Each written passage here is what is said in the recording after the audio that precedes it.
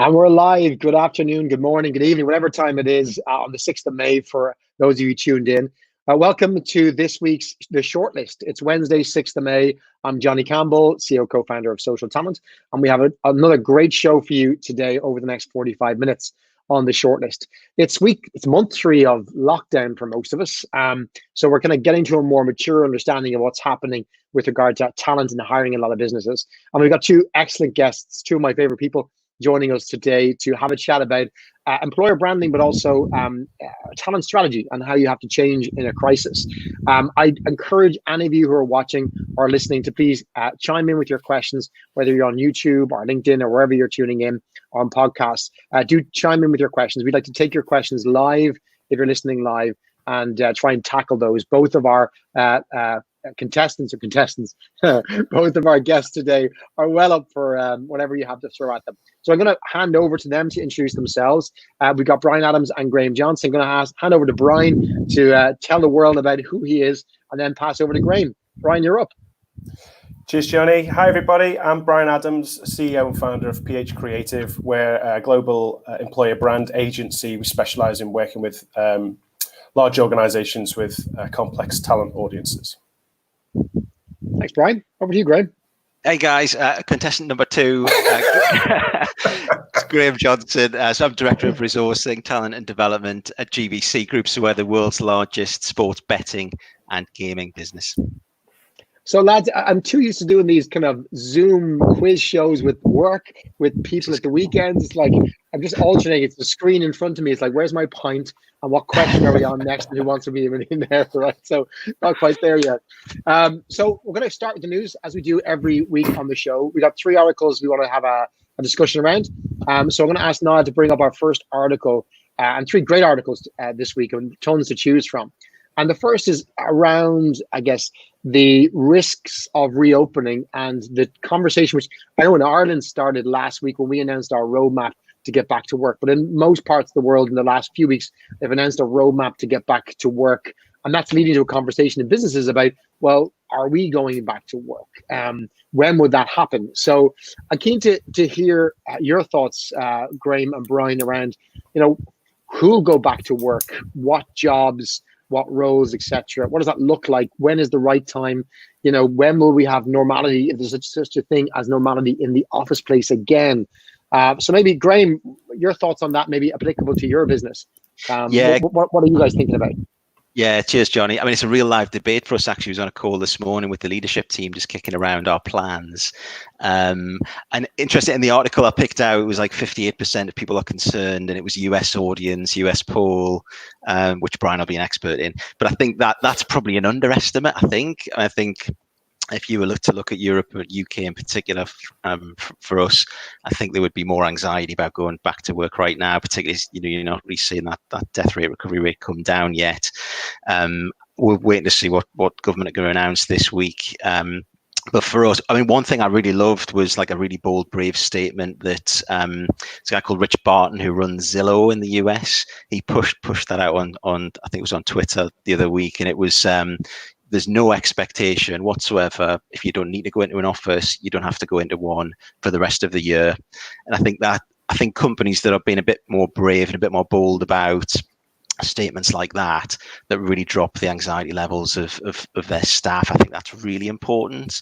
But I think there's also like a balance between, there are people who maybe don't have the right conditions at home, maybe need to be part of a team and working. In our business, certainly, we've got traders who have incredible amount of kit. We've got betting control teams, and they work best in an office. So what we're thinking through and working through is for those that practically need to be in, what are the steps we need to take? What's the capacity level in an office that's sensible and safe, but absolutely putting people's safety first and not doing anything to kind of jump the gun. Just a time for us to be conservative, really, and stay at home as long as we can. What are you guys doing, Bryan? Yeah, so personally, with PH, we'll probably take a more conservative approach, and I don't think there's anything wrong with swift, decisive action as long as you're doing it with the best interests of your people in mind, and you're communicating that with empathy. And so we'll probably be more conservative than most, just because we know that there is nervousness within our team, and what we're doing now is taking the time in between to assess what we're going back to, because it's all about the next normal. And I think, we're probably in an unprecedented time of socially accepted vulnerability, so we can be more transparent. And there's just a sense of empathy across the world right now with every organization. So we're just sort of taking it step by step, not jumping into anything, but we're being more transparent with our people. And I think that's what's being appreciated the most. It's funny, I heard 2 stories. One was from a couple of weeks back. Again, they're third hand, so I can't say they're 100% true of these organizations. But I believe the CFO of eBay in Ireland had an all hands a couple of weeks ago with the team here, about 1,300 people. They're based out in North Dublin, outside the city in a big building, and announced that the future is going to incorporate virtual. And they don't ever plan to have 1,300 people back in that building. And then a buddy of mine who's with Amazon here in a senior role in Dublin was telling me he was informed during the week that they can continue to work home in perpetuity. There's an office there for them to come back to when it's ready, but don't worry about it. If you're comfortable doing this, we will never have to ask you back. And again, I don't know if that applies to all levels of jobs, but or maybe it's more the tech companies are kind of being brave, as you say, Graeme, making those bold statements now. Not everyone's in a position to do that, and you don't want to jump the gun 3 weeks in and say, "Hey, this is great, let's do it forever," and then 8 weeks in go, "Why did I say that?" Yeah. But it's definitely a trend. Definitely, I think. There was an interesting piece in the FT this week as well about 25% of CFOs are reviewing their property strategy. All the economic predictions you see are, a virtual work. It's almost like this period's going to fast track the move that some businesses maybe been a bit hesitant or reluctant, but they've actually proven they can do it. So I think, there's implications there for commercial properties. What's London in our case going to look like? I'll be really, really interested in the sort of weeks and months to come. But I think there's some businesses making smarter moves to have campuses and, where they've got 3 or 4 offices in one location, just go to one and reduce. And I think that'll be a big trend. I'd say we'll see a lot of innovation in commercial property. We were only thinking about our circumstances, right? I was like, well, should we just go move to a WeWork and have a certain amount of WeWork spaces available? But actually, even WeWork as it is, as I understand it today, that doesn't really work because people still don't want to commute to a city to sit at a desk. Maybe they don't want to be at home with their kids, to your point, Graeme, right? Or anyone else that's making noise in the house all day long to get their job done. But maybe they just want to go down the road 2 miles. And maybe I'm hoping you'll see innovation where commercial property companies like WeWork start opening really small satellite offices everywhere, so that literally there's always a place to go 5 miles from your house, and you can buy a membership card and go somewhere that suits you, that's not in a crazy commuting kind of city or whatever. But I think I'm hoping you never underestimate the power of entrepreneurs that come up with ways of leveraging new solutions for companies that are all faced with these decisions. I'm going to move to our next article, actually, because it's very related. I think it's a good point to make at this point, which is the fact that, thanks, Niall, and this is from Business Insider. And, we're talking about remote working and we're talking about people, will they work from offices or not? The reality is, we all know, is that's not representative of the entire workforce. Some people just will always have to go back to their place of work, do their job. But it's interesting here, looking at the countries in terms of the top 10 countries in the world by GDP, what percentage of jobs, an estimate of the percentage of jobs that can be done at home, and the ranges. And one of the kind of challenging things that I saw in this article was that, the richer countries typically can do more of their jobs at home, and poorer countries tend not to be. So that's not a really balanced view of the world. So what did you guys get from this article? Well, I think it's a snapshot in time, and I think if you fast forward 6 months, I think those stats will probably change radically because, as you say, innovation kicks in, needs must, and people adapt. So it'd be interesting to see the trend of those figures, not just the snapshot. I notice UK is not on there at all, actually. So I'd be interested to see, the change, not necessarily, take those numbers and center a discussion around what is now, or even 3 months ago, 6 months ago, it was probably different.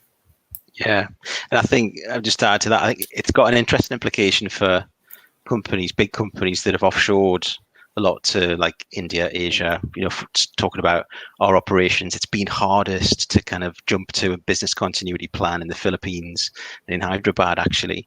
And I think that companies might rethink, whether they'll do some reshoring activity. And I think it's been a good test for a company to see how they can cope. So yeah, I agree with Bryan. Like those stats, the sort of, I'm a little bit sort of skeptical about. I think a lot more companies and countries can do it when they set their minds to it. And I think that'll probably look quite different in the next 6 months. Like I know some economies are, more manufacturing and more agricultural oriented than others. But, if I'm one of the bottom countries, as in, a low percentage of your jobs according to that stat can be done remote, I'd look to the countries that have a high percentage and say, that's achievable. We could get there. Exactly. It might not be where we are today, but what's Luxembourg doing? What's unique about Switzerland? What's unique about Sweden and Norway? Sweden and Norway have large manufacturing bases as well. It's not as if they're pure tech, So how does that compare to Austria, for example? How could Germany learn from that and try and open up more opportunities for that? And I think part of it'll be talent led as well. If suddenly there's people out there saying, well, actually, I've never considered working from home, but this has given me a much better balanced life. I see more of my kids. I can get my work done. I don't like the commute anyway. This is what I want now. For organizations paying huge overheads in London for offices housing hundreds of tech developers and software engineers and all the rest of it, that could change. So the options of being able to onshore roles that previously made sense to outsource to different countries could well change very quickly, because people are in the short term certainly more than happy to sacrifice salary for quality of life, work-life balance, and working from home. And then, if you see commercial property decline because of that, you'll probably find commuter city to towns around London. The domestic house prices will probably grow because people can work and have more flexibility and that kind of stuff. So it's going to be. On that point, let's jump to article number 3, because I think that's, this is probably where we're getting to the conversation, right? Now is an unprecedented opportunity to hire great talent. This is a Harvard Business Review article that I think, we're beginning to touch on these points. I won't comment actually, because I know Graeme, you're about to jump in there. And I think it's, we're seeing the opportunity. What do you see as the opportunity? What are you seeing as the potential for this? Well, I was just going to sort of add to what Bryan was saying, and related to this article. I think any recruiters, sources thinking about practical things they'll be doing now, it's not ask questions like where does the talent exist in proximity to our office. It's where does the talent exist, and to give those insights. So for us, we're looking at data scientists, and we were constrained previously by trying to make sure it's sat in one of our hubs. But I think we're reconsidering that question now. So I think it's got those implications. One interesting thing for me about is how ready will people be to jump? So I think the next 12 months, we're heading into a global recession. People who were ready to probably move from organizations will be looking for different things. Security will be one thing, how their employers treated them, how recession-proof their organization is. I think what you might get is a bit of a slower movement of talent, or it might be harder to get top talent out of an organization. So I think there's some implications there about demand and supply that we need to think through carefully. Without a shadow of a doubt, and I think priorities of the talent audience have shifted dramatically just in a few weeks. But I think it is an unprecedented time to attract top talent. There's massive more opportunity, arguably, but also I think there's an even greater risk of pitfalls and making assumptions that could actually leave you high and dry. I mean, just assuming that top talent will come back to you if you've made massive layoffs, I think is a risk. Don't assume that once you fill the position that's the end of the story as well, because people might just take a job because they need a job, and then how you're treating your people at the moment, I think will be a legacy that'll stay with you for many, many years. And also don't assume that the talent that you've retained through this are going to stay as well, because they're having, a lot of people are having epiphanies left, right, and centre and reassessing their life, and what was important couple of weeks ago is suddenly doesn't matter, you know. So I'm going to take some questions because I think the one here, Brian, maybe you can answer, because I think, you know, for your area of expertise, particularly around employer branding, could be good. This is from Salini Padian. Excuse me if I didn't pronounce that correctly. A sourcing specialist at Goldman Sachs, asking, how can we attract the talent during these uncertain times as candidates considering economic conditions and not so likely to look for new change? You know, maybe Brian, what's your slant on this? And maybe addressing that employer brand topic we wanted to talk about. How does an organization gear up? What's the right thing to do and the wrong thing to do to be in a position to attract this great talent in this unique market? So the first thing is, I think we're going to look back on 2020 as the year of employer brand. We might not recognize it until 2021, but there's never been a better time to exercise a strategic use of employer brand. And I think in such uncertain times, what people are looking for is security, certainty, and clarity of an offer. But that can't happen without reassessing what the current reality is, what people care about, and how you can match what you have to that. But you know, I would implore anybody to lead with a much more transparent approach of being very clear with what the demands and expectations of your employee experience is, you know, so people know what they're walking into. And, you know, people are consciously now asking very different questions which get to the heart of your organization. So be there first, control the narrative, be very transparent. And, you know, if you can inject more empathy and compassion into your offer, which is difficult sometimes as an employer brand leader, you know, you're not controlling the why or what, you're controlling the how. But if there's, you know, fundamental change, you know, even if that means vulnerability, I would say lead with that. There's never been a more socially acceptable time to be vulnerable and give somebody an opportunity to add impact and make a decision as to whether they want to come on that journey with you. You know, so I know there's a lot of things in there, but if you do take that approach, I think there's a massive opportunity, a huge opportunity, and I think it'll be the difference between. I think there'll be a gulf in organizations' performance over many years, and we'll look back and it's because the great talent joined the compassionate, transparent organizations, and the remaining organizations will wish they'd performed better in the last few months. Yeah. I don't know what you think of this, Brian, but I was thinking about, like, how do you tap into the anxiety levels of the things that are going to be on people's minds that are actually going to stop them, prevent them from wanting to make a move, like short term, next 12 months. Yep. And I think it's about, like, partly about anxiety of how do you integrate into an organization if you're going to have to be onboarded virtually. Mm-hmm. Your normal sort of move into a business is you build relationships. In your first 3 months, you earn your stripes, you make an impact. It's going to be much harder to do if you're going to receive a laptop in the post. Yeah. So how do you kind of, you know, from we're going to onboard you, we realize this might be a concern of yours. This is how we're going to support you on board yourself, but also some things we'll do to help set you up for success. Well, I think it's a brilliant point you make, but and this sounds counterintuitive, I know, like many things I say, but I don't know about your organizations, but I do suspect, like PH, you know, we're all further apart physically than we've ever been, but we've never felt closer. Yeah. And it's not physical proximity, it's the sentiment of your messaging, it's the empathy behind that, it's listening and being human and getting through, you know, times thick and thin together. And I think you can onboard somebody virtually with more empathy and compassion and thought and transparency and togetherness if you decide to. So actually, I would be careful with that assumption. Great. What are you guys doing in GVC in terms of strategy? I know a great question from Isan in the Coca-Cola company here saying, you know, do you think this new normal will have a huge impact on employer branding strategies? Let's go up a level to just talent strategies. You know, you guys, I assume going into this had a talent strategy. How different is your current strategy today from 8 weeks ago? Yeah, I mean, the real challenge we faced is, you know, our retail estate in the UK is shut down. So, you know, we've shut our shops, but we're growing on our digital business and our gaming brands, and we're growing in other markets in the US. So we never switch off. You know, we're always hiring, and we're always in the market and sourcing and talking to candidates. But I think our emphasis has changed. So we're focusing on our digital strategy. We're looking at, you know, which markets are going to generate revenue for us and which roles are really critically important in the short term.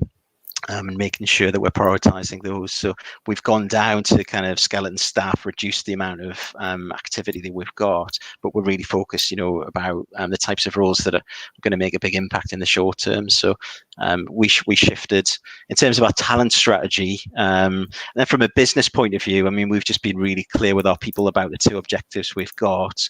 We're going to be conservative. We're going to do two things. We're going to protect all jobs, and we're going to conserve cash. So everyone's got the same two objectives throughout the whole business. And when we come out of this, there'll be a time to be more aggressive, and we'll be aggressive. But we've just been really clear to our people. This is the strategy right now.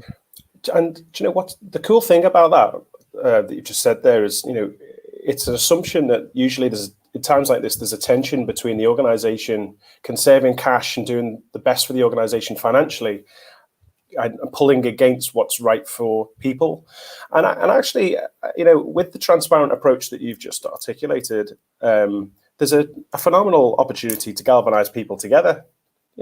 Don't leave it as an elephant in the room. It's like the best thing for all of us is to conserve cash, so we can actually, employ people and pay wages and all the rest of it. Therefore, here's what we need from you. Let's all pull in the same direction. And I think, once you start to look for the correlation between business health and employee welfare, that's where you start to find unity, and you can, dial up the messages that'll bring people impact, purpose, and a sense of belonging.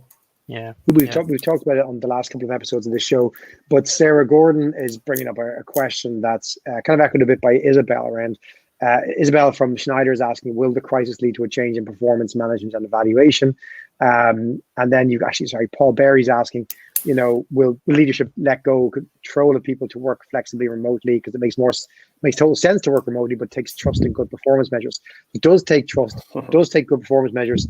Will therefore people have to change the way they do performance management and evaluation, because all that stuff is built for the old analog in office world? Like, what do you think? Yeah. Oh, well, I mean, you're talking to I work for more of an entrepreneurial organization where we don't have traditional performance management, so we're actually just working through what performing at GVC looks like, and it's kind of good career conversations, some goals. We don't look to kind of measure people with the scoring matrix. So we're slightly different in that respect. I think if people are kind of lumbered with a traditional performance management approach and wondering, like, how do you switch that if the strategy changes? I think I'd rip up your performance management strategy. I agree, and I think there's disruptive change coming, whether you like it or not. And I think using the word control is interesting, because there might be a perception of control, but like any disruptive change, it's going to be audience led, and people want, need, and will ultimately demand something different. They'll respond to something different. So there's no rules at this point. Yeah. We just last week when we were kind of prepping for today, prepping being just having a bit of banter and chat and then doing work. But I raised a question that had been asked of me earlier in the crisis around, is it the right time to do employer branding? Should you be putting out there, we're a good organization to join, when there's no jobs, perhaps, or you're furloughing people, right?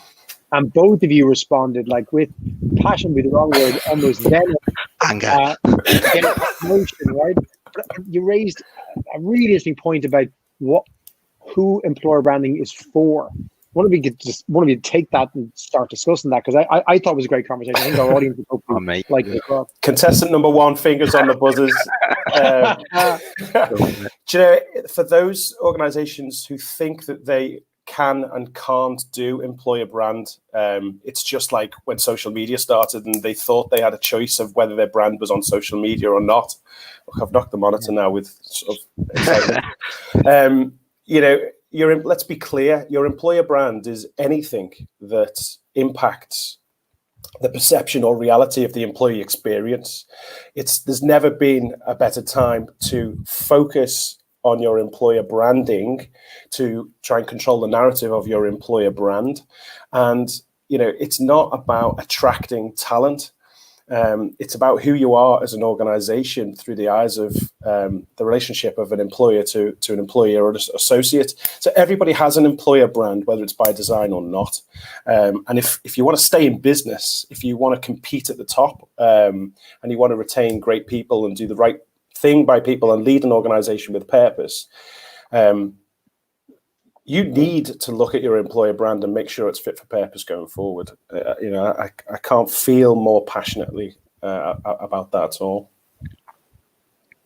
Yeah, I completely agree. I mean, it starts inside your organization, doesn't it? Always does. I think, you need to have relationships with your internal comms team, your marketing teams. You need to be built from the ground up. And it's a choice of like joining a conversation to talk about yourself and having a really clearly articulated story. But yeah, it's not an option of whether you do it. It's like saying, do we choose to communicate or not? Are you talking about yourself and your wife or work? Definitely work.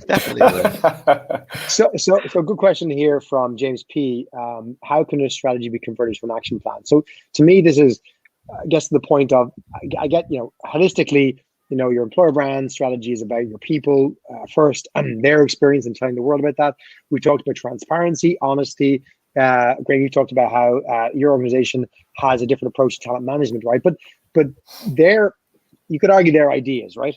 How does that actually turn into tactical stuff from a strategic change in your strategy plan, in the last 6 to 7 weeks, down to what are the tactical things that are therefore happening that are different today as a result of that thinking?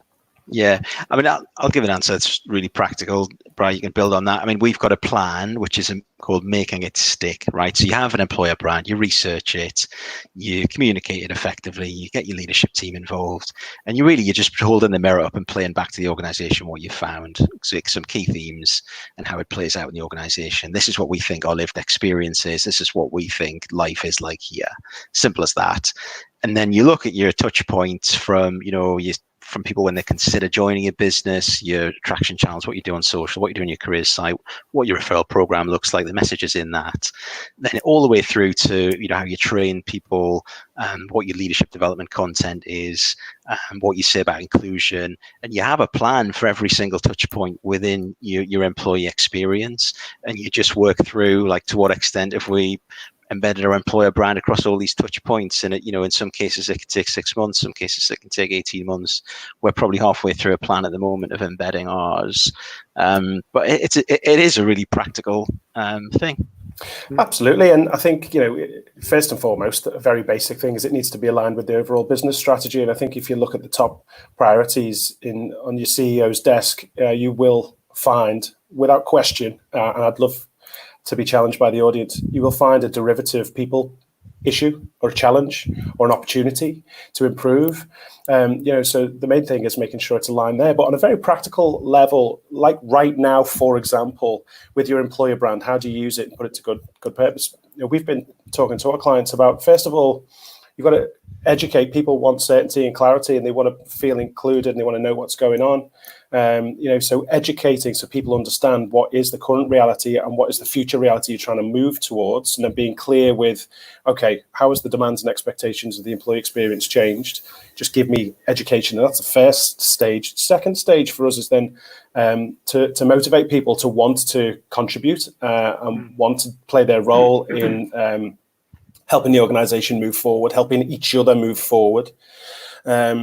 So there's constant sort of storytelling and looking for opportunities to add motivation throughout the organization. And the final one is to celebrate those successes. And those successes could be Johnny was struggling working from home and wasn't coping on his own very well. So Graeme shared a little insight that really made a significant difference to Johnny, and here it is. Well done, and by even the tiniest win demonstrates that we're moving forward together. And if you ever been in a foxhole with somebody, when you come out the other side, you have a bond for life quite often. So there's opportunities to collect those stories and replay them to the organization and show them what you're made of. And if you can demonstrate consistency with the guiding principles you've been talking about for the last few years, they say great pressure is revealed under pressure. great character is revealed under pressure. So if you can show, look, our values, our behaviours, the guiding principles still as true now, today, in crisis as they were 12 months ago, people will thank you for that. So it's an opportunity to galvanise and lead people through this with certainty and clarity.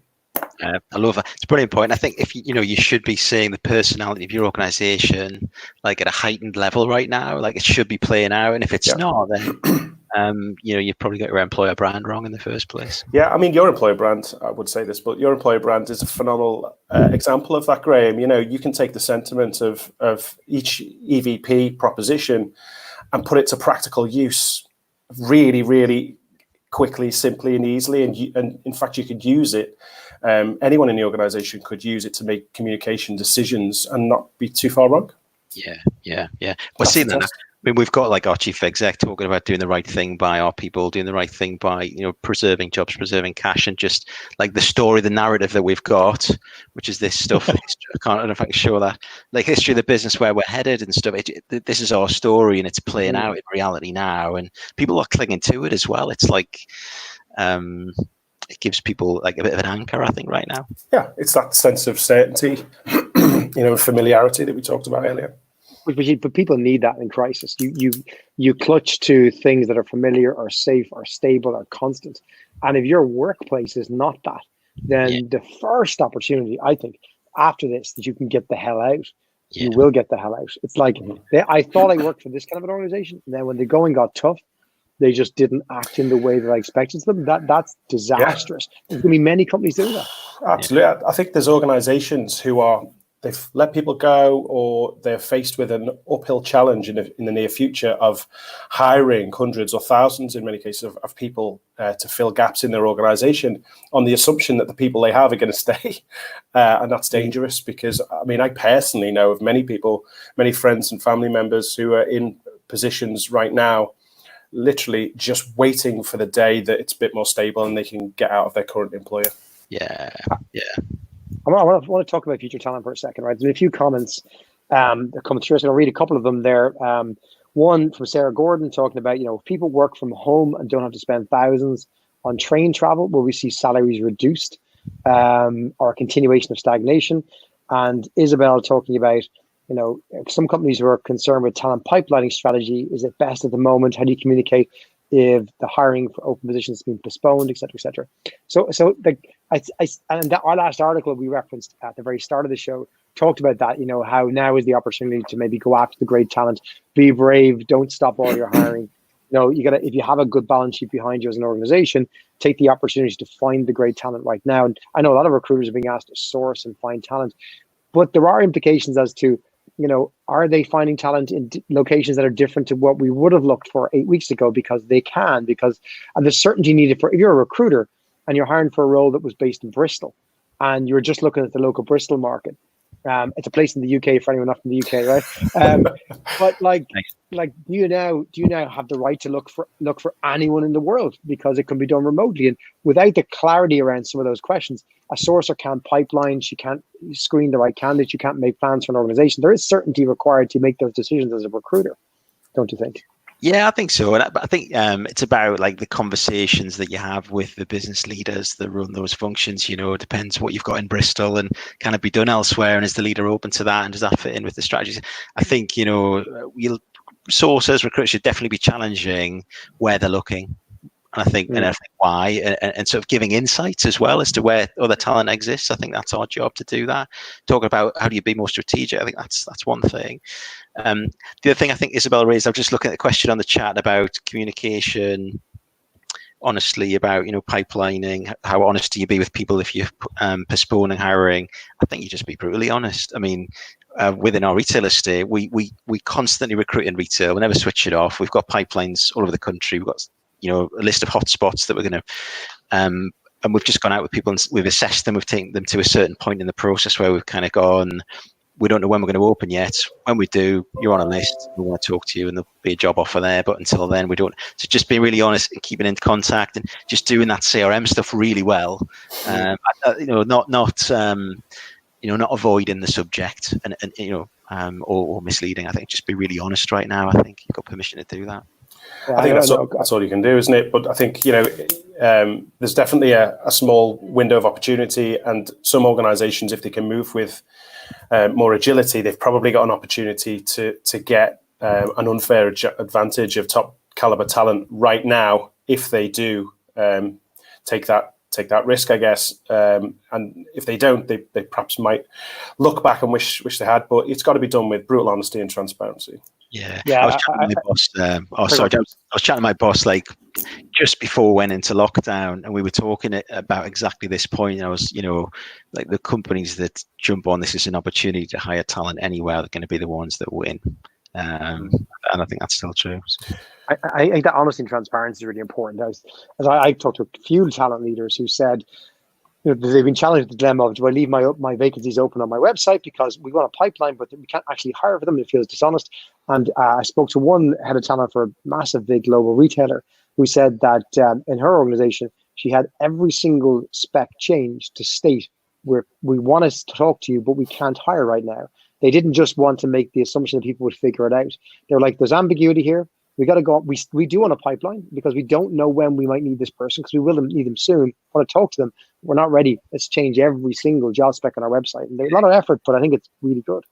It's the same. It's the same when you're on consumer website. I mean, everyone's on Amazon buying stuff now, right? And it's like COVID-19. Or not even Amazon's website because they're delivering stuff. But there's other things that I'm kind of waiting for, but I know where it is because I've got a message saying it's not going to be ready yet. We've got the delivery. It's the same thing. Just set expectations. I don't know whether you need to put it on every job ad. I'll just put a global banner across the website. It would probably save you some time. But that transparent. I don't think I would add the word until, if possible. Until at least July. Like setting expectations. But still encouraging people to apply is fair.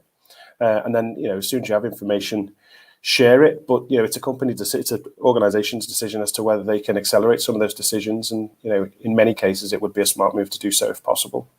And I think it was more that they have those jobs reposted on third-party websites. So you want to make sure they get Indeed and all that kind of stuff that you still reflect. That's a great point. Yeah, you don't need those. No, you don't need. It's kind of it is a chicken and egg, and I think there are roles you want to hire for right now, and there are roles you will need maybe in 2 weeks, maybe in 2 months. We're not sure, but to start again in 2 months is going to be damaging, and you've got to have that pipeline there. I'm going to move towards kind of getting some final advice. What we want to try and do in the shortlist, guys, is get a kind of one top piece of advice from each guest. So I'm hoping for one each from each of you, which is kind of, if you were to ask your recruiting child or nephew who says, "Dad, should I be a recruiter?" Give them one piece of advice from recruiting. What's your best piece of recruiting advice, either from now or you've always had? And Bryan, I expect you to tell a good story because you're a master, a storyteller. I'm going to take this last opportunity, big pressure, last opportunity for our audience to ask us any questions they want to close off with before we sign off. So I want to get those 2 points in early before we take final questions from Bryan or Graeme. Give me your piece of advice to add to our short list of recruiting advice from great leaders. What would it be? I would implore people to be more brave and more upfront. And look at employer brand and the art of science and art of attracting talent as less of a sort of magnet effect and more of a smart filter. And don't just accept the fact that every role or your organization isn't for everybody. Actively communicate that message. So we always say, like, if it was your job to convince somebody not to join the organization, what would you say, assuming you can't lie? Be upfront with the adversities and harsh realities of your organization, and protect the culture you've got by looking for people that are going to be a good match. Don't just attract people with sizzle, because it doesn't work. Yeah, completely agree. I mean, to be a good recruiter, I mean, I don't know if I would advise my boys to get into recruitment, in my experience, but it's a relationship business. Like, the recruiter role is the most important thing. You can have the best strategy, the best technology, the best tactics in the world, but the recruiter is the difference. So your ability to kind of build relationships, get people talking, build a network within inside your business and really understand your business. I mean, that'll be what makes you successful and a successful leader in the recruitment talent acquisition space. I did have a really practical, because I thought you said give me like a prediction or a tactical thing someone can do. And Sure. I've got a prediction for you if you want that one. Go, of course. I think there's something in this virtual onboarding stuff, I think that people are going to be anxious about jumping ship. And I think you need to play on that anxiety, and the companies that do that really well, that say to people, we know you might not want to move right now, but we think we've got a brilliant way to bring you on board, and this is how we're going to do it, to like really drop that anxiety level down and do that in a brilliant way. I think virtual onboarding is going to be the big thing in the next 12 months. Funny, I've been having conversations with different talent leaders over the last 2 weeks, and all on scale of grapple with that. How do we virtually onboard and come up with different solutions for it? And there's practical logistics of some countries just cannot ship a laptop because they can't deliver it. It's not a priority good right now. And you've got long places like India where you've got 90-day notice periods where there still are people who were hired pre-COVID who haven't joined yet, right? There's still a challenge there. But I think you're right that there is an opportunity to do some really cool. And I expect, we'll probably, Bryan will write about this in a year's time. the great examples in his next book, the great examples of companies who did something really cool, like sent you stuff or got you set up with something or whatever, as a way to kind of go, we've got you and we're with you at home. I think it's not for everyone though. I think, as companies begin to tell each other, this is what we're telling their colleagues, this is what we're going to do, and this is the way we're going to work from now on. Some people might go, wow, that's not for me. I get it. That's not for me. I'll go somewhere else. That, to your point, Bryan, about be honest and transparent, I think you might go, oh crap, everyone's going virtual. We're not ready to go virtual after COVID. Maybe it's kind of go, that's okay. There will be somebody for you who, for them, that will actually be the thing they prefer, whatever that is for your organization, if you just communicate it transparently and openly. Absolutely, I couldn't agree more. Apart from the fact that I won't need to write that book next year, because like one of my biggest predictions is the smartest marketing dollars of 2020 and 2021 is to tell the stories of the people behind brands. And I think what we'll see is organizations being more empathetic to people as employees and consumers, and it's one in the same. And I think we will see those stories naturally be used in a whole variety of ways. And we will probably see a trend of consumer habits changing based on how organizations have treated employees over the last few weeks and the sort of coming months. Graeme, where can people find, what kind of skills is your organization, final shout out, what kind of skills are your organization going to be needing over the next 6 months? And where can those types of people find out more information about the roles you're going to be hiring for? Yeah, cool. We're going to do a big push on data scientists, business intelligence, analytics, so they can find us on gvccareers.com. Tons of easy roles that you'll definitely fill. There are like thousands of CVs coming in. The world is our oyster. Yeah. Awesome. And Bryan, tell us about your latest book and where can people find it? I know people are consuming so much more knowledge and learning. It's a good opportunity to read a great book like the one yourself and Charlotte have written. Yeah, so you can find that on Amazon. Just search for Give and Get employer branding, or you can look at giveandget.net or pH.Creative.com. Gentlemen, thank you both. I'm trusting from our fantastic team backstage. They're telling me there's only compliments coming in rather than questions, which probably means there's loads of hate messages coming in right now. So, we'll deal with that. So I'm going to ask both of you to hang on. We're going to jump off for a quick conversation afterwards. Thanks for everyone for listening. We've got a great show coming up for you next week. So I'm going to ask Niall to throw up some information if we haven't ready. So next week we've got my great friend Lars Schmidt. Lars is fantastic. If you've never heard his podcast, 21st Century HR, I encourage you to start subscribing. Lars, for the last couple of years, has been interviewing a different CHRO or CPO, it's Chief People Officer, every week, and from the most interesting companies. He's a brilliant presenter, a fantastic thinker in this world. We ran a stage at Unleash in Paris last October. That seems like a lifetime ago. And Lars's talk on our stage was the most well attended. We had a packed audience come over to hear him. He'll be joining us next week at 4 p.m. That's British Irish time. That's going to be 11 a.m. Eastern in the US, which is about 8 a.m. on the west coast of the United States, and that is about 11 p.m. in Singapore time. So that's our next week's show with Lars Schmidt. Please join us on YouTube, Social Talent, or on my profile, Johnny Campbell, on LinkedIn. Until then, we'll see you soon.